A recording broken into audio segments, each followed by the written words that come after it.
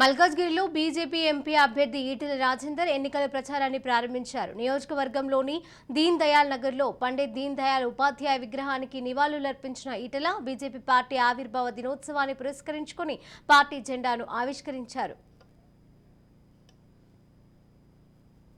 భక్తి కలిగిన ప్రజాక్షేమమే ధ్యేయంగా ఉండేటువంటి పార్టీ ఉండాలని శ్యామాప్రసాద్ ముఖర్జీ గారు మొట్టమొదటిగా జనసంఘం ఏర్పాటు చేయడం జరిగింది. ఆనాడు ఇందిరాగాంధీ ఎమర్జెన్సీ పెట్టి దేశాన్ని అంధకారంలో ముంచి ప్రజాస్వామికవాదులపైన దేశభక్తి కలిగినటువంటి నాయకులపైన హింస ప్రయోగించి జైళ్లలో పెట్టి అనేక మందిని హింసించిన తర్వాత ఈ దేశంలో కాంగ్రెస్ పార్టీని బొందబెట్టాలని, నియంతృత్వపు కాంగ్రెస్ పార్టీని ఓడించాలని చెప్పి ఆనాడు జనతా పార్టీగా ఆవిర్భవించింది.